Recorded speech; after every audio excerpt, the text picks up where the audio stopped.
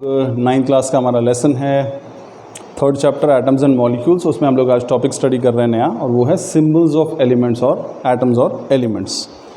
यानी कि किसी भी तत्व के या परमाणु के संकेत क्या होते हैं, सिंबल क्या होते हैं। तो इससे पहले स्टूडेंट्स हम इस टॉपिक को समझें, हमें पहले इस सिंबल वर्ड को ही समझना होगा। सिंबल क्या होता है? देखिए, सिंबल को हम साधारण सी भाषा में बोलते हैं संकेत।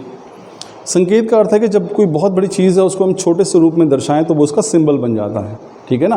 जैसे अगर हम कोई भी ऐसे एग्जांपल यहाँ पे आप देख सकते हैं, कुछ सिंबल बने हैं। हाइड्रोजन के लिए सिंबल है और कार्बन के लिए, ऑक्सीजन के लिए। तो जब हम किसी का बड़े रूप को एक छोटे वर्ड के फॉर्म में, किसी संकेत के फॉर्म में, किसी साइन के फॉर्म में एक्सप्रेस करते हैं तो वो बन जाता है उसका सिंबल। तो सिंबल ये होता है। अब डाल्टन ने कुछ सिंबल प्रपोज किए थे, यानी कि एलिमेंट्स उस जिस समय डाल्टन ने थ्योरी दी थी, डाल्टन एटॉमिक थ्योरी, उस समय बहुत ज़्यादा तत्वों की जानकारी नहीं थी हम मनुष्यों को। तो कुछ एक तत्वों की जानकारी थी और डाल्टन ने उसके लिए कुछ तत्वों के लिए सिंबल भी सजेस्ट किए थे, संकेत भी सजेस्ट किए थे। आप यहाँ पे कुछ देख पा रहे हैं, जैसे कि हाइड्रोजन के लिए हमारे पास था एक सर्कल बना हुआ है और बीच में एक डॉट है। तो किसका सिंबल था? हाइड्रोजन का।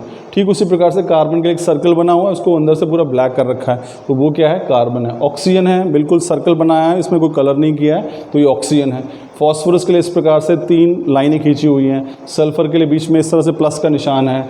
आयरन के लिए गोल सर्कल बना के आई लिखा हुआ है। कॉपर के लिए हमने सर्कल बना के सी लिखा है। लेड के लिए एल लिखा है। सिल्वर के लिए एस लिखा है। इस तरह से गोल्ड के लिए जी लिखा है और ये बनाया हुआ है। फॉस्फोरस के लिए गोल बना के, प्लैटिनम के लिए पी लिखा हुआ है। मरकरी के लिए इस प्रकार से हमने सिंबल बनाया। तो ये कुछ कॉमन से एलिमेंट्स हैं जिनके लिए हमने सिंबल लिखे थे। डाल्टन ने बताए थे कि इस प्रकार से इनको रिप्रेजेंट किया था। क्योंकि हर बार एक पूरा वर्ड लिखना, मालूम कहता हूँ एल्यूमिनियम, बार बार एल्यूमिनियम आ रहा है तो मैं फिर पूरी स्पेलिंग लिखूँ ALUMINIUM, aluminium aluminium aluminium.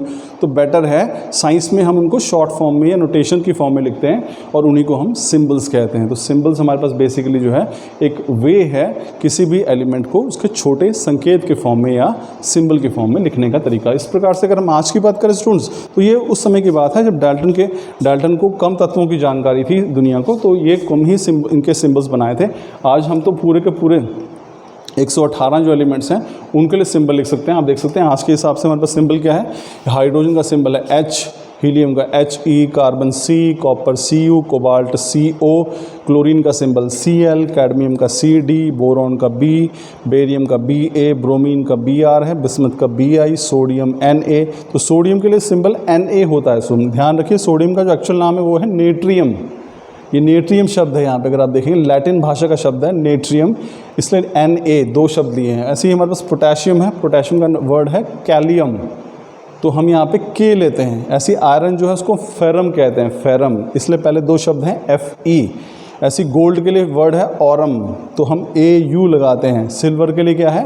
Argentum है, तो हम लिखते हैं Ag।